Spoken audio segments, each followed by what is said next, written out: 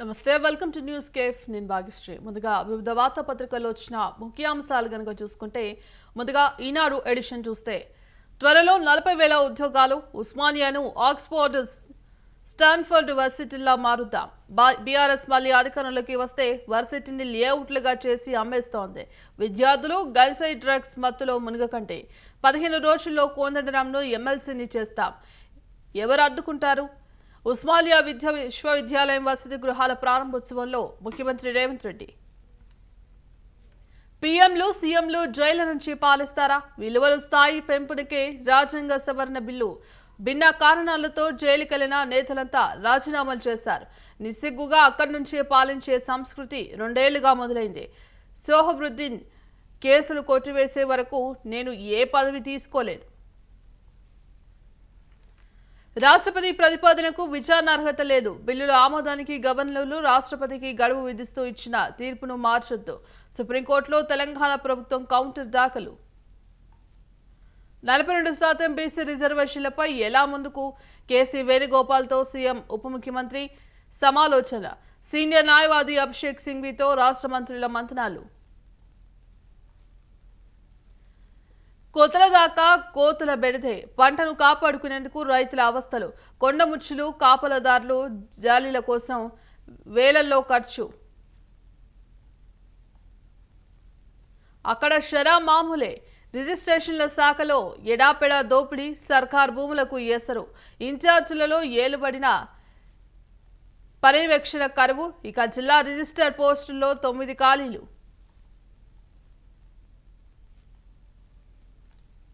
ఆంధ్రజ్యోతికి సంబంధించిన ఎడిషన్ చూసుకుంటే నేడు నిజామయో ఎన్నికల ముందు జగన్ మాయజాలలు ఉత్తుత్తి గేటు ఎత్తి నీటి విడుదల నాటకం 20% వసూలు పూర్తి చేయకుండా మోసం కుప్పం కాలువపై చంద్రబాబు దృష్టి ఏడాదిన్నరలోనే శరవేగంగా పనులు బెట్టింగ్ కట్టేడిలా మారుమూలకు ఆన్లైన్ యాప్ల విజృంభణ కుటుంబాలను నాశనం చేస్తున్న మహమ్మారి అప్పుల పాలై కొందరు యువత ఆత్మహత్య కేంద్రం తెచ్చిన చట్టంతో కొత్త ఆశలు దేశంలో ఇక లీగల్ యాప్లు కనుమరుగు మరో రూపంలో ముప్పు ఉంటుందన్న నిపుణులు విదేశాల నుంచి టెలిగ్రామ్ వాట్సాప్ గ్రూపుల్లోకి ఏపీకే ఫైల్స్ ఆపడం ఎలా స్వర్ణల ట్రాకింగ్ ఎలా ప్రచారమే విరుగుడంటున్న నిపుణులు పోలీసులు మీ విజయంలో ఎందరికో స్ఫూర్తినివ్వాలి ఉన్నత చదువుల్లోనూ మరింత ప్రతిభ చూపాలి జాతీయ స్థాయిలో రాణించిన ఎస్సీ ఎస్టీ విద్యార్థులతో సీఎం ఐఐటి నీట్కు రాష్ట్రం నుంచి 55 మంది ఎంపిక ఈ సంఖ్య వచ్చే ఏడాది 4 రెట్లు పెరగాలని ఆకాంక్ష ఈ ఏడాది కొత్తగా 7 కోచింగ్ సెంటర్ల ఏర్పాటుకు ఆదేశాలు వినాయక మండపాలకు ఉచిత విద్యుత్ సరఫరా దసరా ఉత్సవాలకు అందిస్తామంటూ లోకేష్ పేర్కొన్నారు నేడు డిఎస్సి క్యాలిక్యులేటర్లు ఎల్లుండి సర్టిఫికెట్ల పరిశీలన ప్రారంభం ఈలోగా ఆన్లైన్లో అప్లోడ్ చేయాలి డిఎస్సి కన్వీనర్ ఎంవి కృష్ణారెడ్డి ప్రకటన 2 జిల్లాల్లో సాంకేతిక సమస్యలతో ఆలస్యం ప్రతి రైతుకు ఎరువులు ఇస్తాం రాష్ట్రంలో ప్రస్తుతం అందుబాటులో 6.48 లక్షల టన్నులు 6న గంగవరం పోర్టుకు 15,000 టన్నుల యూరియా 2 వారాల్లో కాకినాడ పోర్టుకు 30,000 టన్నులు అరుణ అరాచకం సుల్లూరుపేటలో కిరాయి హత్య తండ్రి హత్యకు సుపారీ ఇచ్చిన ఓ వ్యక్తి నాడు సహజ మరణం ఖాతాలోకి నేడు అరుణ మొబైల్లో తేలిన నిజం మరొకరి ఆత్మహత్యకు కారణమైన ముఠ మాజీ ఎమ్మెల్యే కిలివేటితో కిలేడి బంధం ఆయన తరపున స్వతంత్ర అభ్యర్థిగా పోటీ ఆమె ఎన్నికల ఏజెంట్గా వైసీపీ ఎంపీపీ ఈడీని చూసి ఎమ్మెల్యే పరార్ బెంగాల్లో ఘటన ఇంటిపై నుంచి దూకిన టీఎంసీ ఎమ్మెల్యే ఆ తర్వాత ఎత్తైన ప్రహారీపై నుంచి దూకి పారిపోయే ప్రయత్నం వెంబడించి పట్టుకున్న అధికారులు ఆధారాలు దొరకకుండా ఫోన్ను మురుగు కాల్వలోకి విసిరిన ఎమ్మెల్యే కృష్ణ సోహా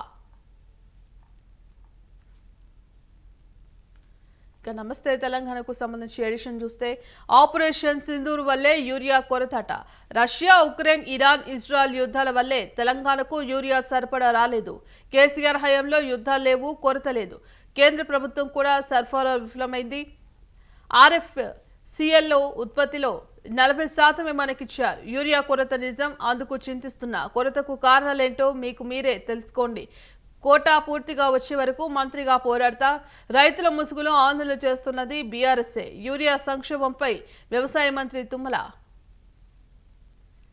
యూరియా అడిగిన రైతుపై కాంగ్రెస్ పిడిగుద్దులు. వర్ధన్నపేట జనహిత పాదయాత్రలో ఘటన. ఎరువుల కొరతపై నిలదీసిన యువ రైతు. చుట్టుముట్టి చితకబాదిన కాంగ్రెస్ నేతలు. పిసిసి అధ్యక్షుడు రాష్ట్ర ఇన్ఛార్జ్ ముందే ఘటన. బీసీ మాట బీహార్కు మూట. 42% కోటాపై నిపుణులతో సంప్రదింపులు ఉత్తమాటే. కాంగ్రెస్ ఎంపీ సింఘ్వీతో భేటీ. పార్టీ ట్రెజరర్తో కూడా సంధానకర్తగా వ్యవహరించిన జాతీయ కాంగ్రెస్ కార్యదర్శి. 2 గంటల పాటు సమావేశం. బీహార్ పైనే ప్రధానంగా చర్చ. మోదీ రేవంత్ మిలాఖత్. పరస్పర ఒప్పందంతోనే తెలంగాణకు అన్యాయం.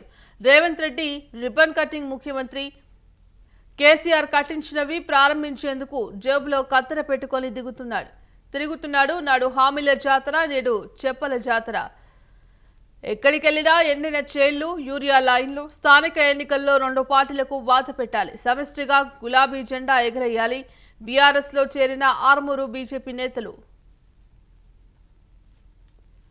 సుప్రీంపై సీఎం నోటి దురుసు. కుట్రపూరితంగా కోదండరాం ఎమ్మెల్సీ రద్దు.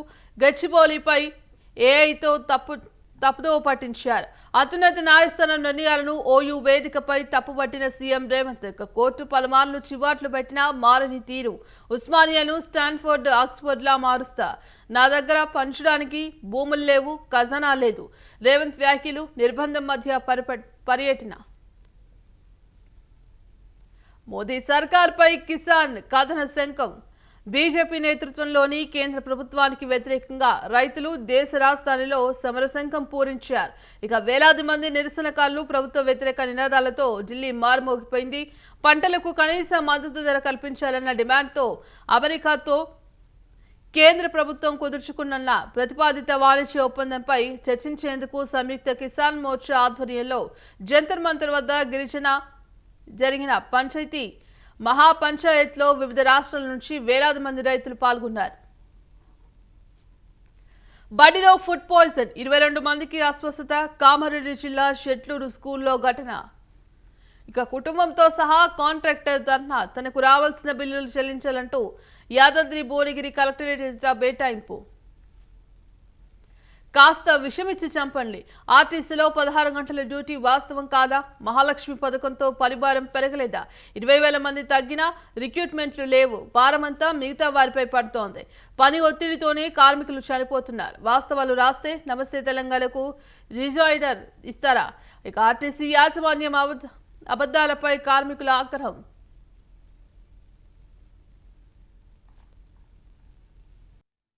ఇక వివిధ అంశాలపై విశ్లేషణ అందించినందుకు పొలిటికల్ అనలిస్ట్ బండారు రామ్మోహన్ గారు ఉన్నారు. రామ్మోహన్ గారు నమస్తే అండి.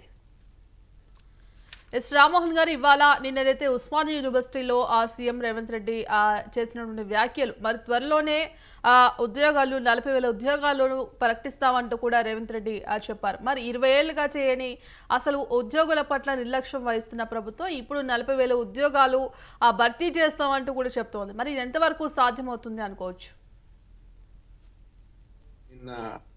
రేవంత్ రెడ్డి గారి పర్యటన పూర్తిగా రాజకీయ పర్యటన అంటున్నాను. నేనన్నమాట కాదు, ఉస్మానియా యూనివర్సిటీ స్టూడెంట్స్ ఎవరిని అడిగినా అదేమని చెప్తున్నారు. అంటే మీరు ఉస్మానియా యూనివర్సిటీ పాకిస్తాన్ లో ఉందా, ఇండియాలో, హైదరాబాద్ లో ఉందా? హైదరాబాద్ నడిబొడ్డున్న కాలేజీకి వెళ్ళి నేనేదో ఘనస్కార్యం సాధించిన, నేను ఒక్క పోలీసుని లేకుండా మన ఏది డిసెంబర్ లో వస్తా, ఈ మాటలన్నీ కూడా ఎందుకు మాట్లాడుతున్నారు వీళ్ళు? రేవంత్ రెడ్డి గారు ఎప్పుడు కూడా అవకత చెప్తున్నారు. అది చిన్న పిల్లల మీటింగ్ కావచ్చు, పెద్దది కావచ్చు, రాజకీయ సభ కావచ్చు, ఏదైనా ఒకటే మాట మాట్లాడుతున్నారు. రాజకీయ సభలో మాట్లాడితే తప్పలేదు, మీరు చూసుకోవచ్చు. కానీ అధికారిక సమావేశాల్లో ఇట్లా మానవ మృగాలు అని మాట్లాడడం, గత ముఖ్యమంత్రిని అవమానించడం, అది కాక మనకు మాట కూడా భాగ్యశ్రీ గారు 20 ఏళ్ళుగా అంటున్నారు. 20 ఏళ్ళుగా ఏ ముఖ్యమంత్రి పోలేదని దుర్మార్గ ప్రచారం చేసుకుంటున్నారు. రికార్డులు ఉన్నాయి కదా మనకు. 2017 ఏప్రిల్ 26న కేసీఆర్ గారు అట్లానే మనం ప్రణబ్ ముఖర్జీ గారు వెళ్ళినప్పుడు కలిసి మన మీటింగ్ జరిగింది కదా ఉస్మానియా యూనివర్సిటీలో.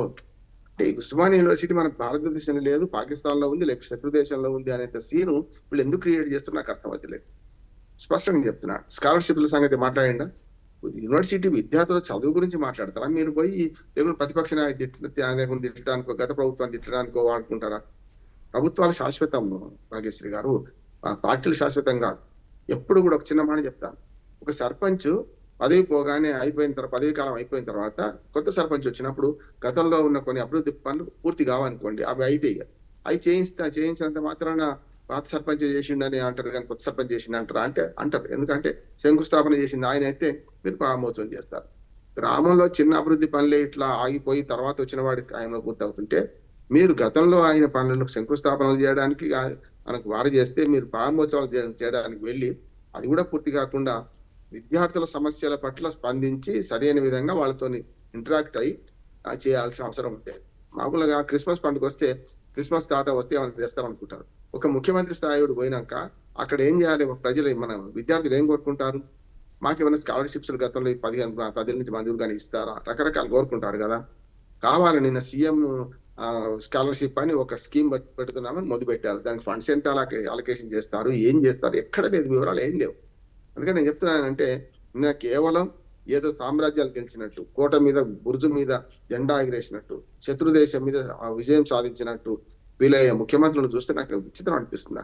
అంటే రేవంత్ రెడ్డి గారి పట్ల గౌరవం ఉన్నది, మర్యాద ఉన్నది, కానీ ఇటువంటి స్కూల్ పిల్లలకు చెప్పినప్పుడు ఇదే మాట్లాడతారు, పెద్ద పిల్లల దగ్గర పోయినప్పుడు ఇదే మాట్లాడతారు.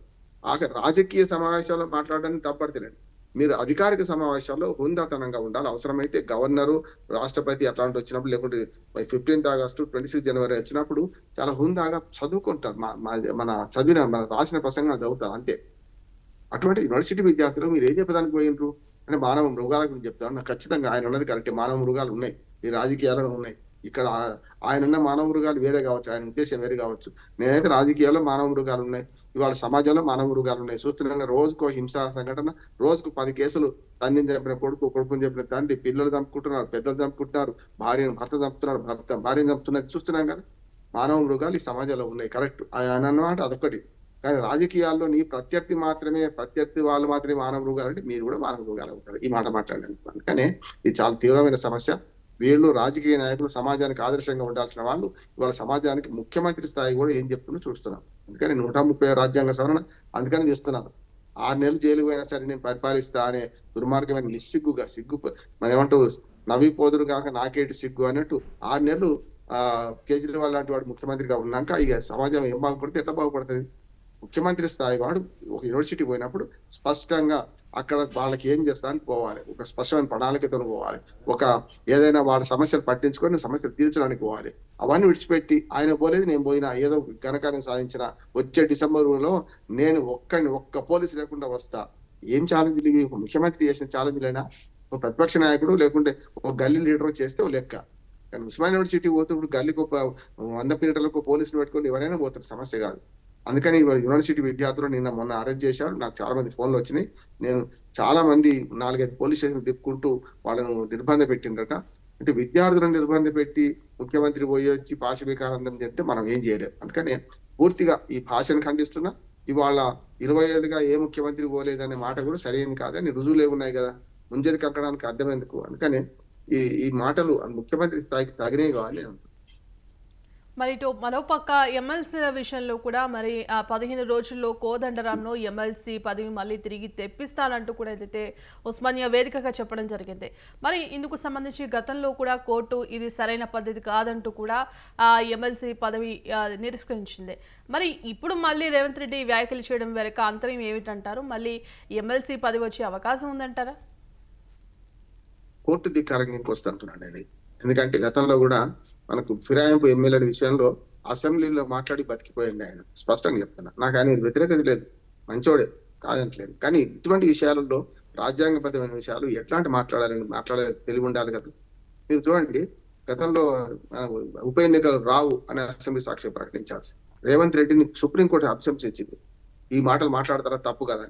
కాకపోతే వాళ్ళకి ఒకటి ఏంటంటే ఇమ్యూనిటీ దొరికింది ఆయనకు. ఎందుకంటే అసెంబ్లీ సాక్షిగా మాట్లాడింది, కానీ అసెంబ్లీలో మాట్లాడిన దానికి కేసులు చేయడానికి వీల్లేదు కనుక కేవలం మందలించి ఊరుకున్నది ఏది సుప్రీంకోర్టు. ఆనాడు మీరు ఉప ఎన్నికలు రావని ఎట్లా చెప్తారు, ఏం మాట్లాడుతున్నారు అని అభిశంసించింది కదా. ఇప్పుడు కూడా నేనేమంటున్నానంటే ఈ గవర్నర్ల నియామకం కానీ లేకుంటే ఎమ్మెల్సీ నియామకం కానీ రెండు అంటున్నారు. గవర్నర్ నియామకానికి ఒక మంచి మార్గదర్శకాలు ఉన్నాయి. ఎవరైతే 6 నెలల పాటు కనీసం ఒక టర్మ్ 5 ఏళ్ల పాటు అయినా క్రియాశీల రాజకీయాలకు దూరంగా ఉన్న వాళ్ళని నియమించాలని రూల్. అది ఇవాళ కాదు, 1952 జనరల్ ఎలక్షన్స్ నుంచే తప్పిండు. ఒక ఉదాహరణ చెప్తాను మీకు. ఉరువల రామకృష్ణారావు గారు ఆనాడు ఉమ్మడి అంటే విశాలాంధ్ర ఏర్పడడానికి దారి ఏర్పరిచిందని చెప్పి అప్పటిదాకా ముఖ్యమంత్రి ఉన్నాయని తీసుకెళ్లి ఆనాడు కాంగ్రెస్ ప్రభుత్వం ఏం చేసింది? ఎవరిని ఇప్పుడు బీజేపీ ఒకటి అంటానికి వీలేదు. బూరుగుల రామకృష్ణారావు గారిని ఉత్తరప్రదేశ్ గవర్నర్ నియమించింది. అంటే నువ్వు ముఖ్యమంత్రి తీసేస్తున్నావు. హైదరాబాద్ స్టేట్ కదా, చాలా పెద్దది హైదరాబాద్ స్టేట్. హైదరాబాద్ స్టేట్ ముఖ్యమంత్రిని తీసేస్తున్నావు, నీలం సంజయ్ రెడ్డి గారిని విశాలాంధ్ర పెడుతున్నా, ఆంధ్రప్రదేశ్ పెడుతున్నా కనుక నిన్ను అక్కడికి పంపుతాను పంపింది. తెలంగాణ ప్రజాసమితి ఏర్పాటు చేసి తెలంగాణ ప్రజాసమితికి 11 ఎంపీ సీట్లు గెలిపించుకున్న చెన్నారెడ్డిని పూర్తిగా పార్టీతో సహా విలీనం చేసుకున్న కాంగ్రెస్ పార్టీ ఆనాడు అదే ఉత్తరప్రదేశ్ గవర్నర్ గా పంపించింది. 100 ఉదాహరణ చెప్తాను. కాంగ్రెస్ పార్టీ అదే పని చేసింది. గవర్నర్ నియామకంలో క్రియాశీల రాజకీయాల్లో ఉన్న తీసుకుపోయి డైరెక్ట్ గా గవర్నర్ చేసింది. తమిళసాయి లాంటి వాళ్ళు, రవి, చాలా మందిని ఇప్పుడు బీజేపీ ప్రభుత్వం చేస్తుంది. గవర్నర్ నియామకానికి ఏదైతే పాటిస్తలేరో దానివల్ల గవర్నర్లు ఇట్లాంటి కుక్కమూతి పిందెలు ఈ మాట అంటున్నాను వస్తున్నారు. రెండోదిగా మన ఎమ్మెల్సీ వీళ్ళ గురించి మాట్లాడారు. ఇప్పుడు గాలికి పోయే పేలం పిండి కృష్ణార్పణం అన్నాడట నాగేశ్వరి గారు. అట్లా ఉన్నది. నిజంగానే ఎమ్మెల్సీగా చూడదలుచుకుంటే ఆయనను మీరు ఎమ్మెల్యేల కోట పెట్టండి, ఎన్నిక అవుతాడు. అప్పుడు ఎవరు అడగరు. రాజకీయం కోట ఉంటుంది, రాజకీయాలు ఎన్నుకుంటాం. కానీ గవర్నర్ కోటాలో ఆయనను పంపడం ఉద్దేశం ఏంది? గతంలో దాసోజు శ్రవణ్ ఆయన ఒక రాజకీయ పార్టీలో ఉండడని చెప్పే కదా ఆయనను తిరస్కరించింది తమిళసై. మరి కోదండరామ్ గారు ఒక రాజకీయ పార్టీ వ్యవస్థాపకుడు. ఒక రాజకీయ పార్టీకి ఇవ్వాటి కూడా నిన్నగాక మొన్న 15 ఆగస్టు నాడు జెండా ఎత్తిండు. ఒక రాజకీయ పార్టీ లీడర్ను సామాజికవేత్త అని చెప్పి, మీరు ప్రొఫెసర్ అని చెప్పి మీరు గవర్నర్ కోటాలో ఎట్లా నియమిస్తారు? తప్పు కదా. ఆయనకు గౌరవం చెప్తా, ఆయన మంది గౌరవం ఉంది, ఆయనకు గౌరవం ఏదో ఇవ్వండి. కానీ ఎమ్మెల్సీ కోటాలు రకరకాలు ఉన్నాయి కదా. మీకు ఎమ్మెల్యేలు డైరెక్ట్ ఎన్నుకునే కోటా ఉంది, మీకు మెజార్టీ ఉంది. అందుకని నేను ఏమంటున్నానమ్మా, ఇది కేవలం నిన్న మాట్లాడాల్సిన విషయం కాదు. అది ప్రేమ ఉంటే ప్రేమ చేసుకోండి, కానీ మరొకసారి నియమిస్తా అన్న మాట ఏదైతుందో అది సుప్రీంకోర్టు తీర్పునే ఒక కాలు రాసినట్టు అని నేను అంటున్నాను. కొట్టేసింది కదా నియామకాన్ని, కొట్టేసినప్పుడు మళ్ళీ ఆయననే పెడతా అంటే ఏమన్నట్టు? రైట్, థ్యాంక్ యూ అండి రామ్మోహన్ గారికి వివిధ అంశాలపై విశ్లేషణ అందించినందుకు ధన్యవాదాలు. ఇక ఇది ఇవాల్టి న్యూస్ కేఫ్. కీప్ వాచింగ్ స్వతంత్ర.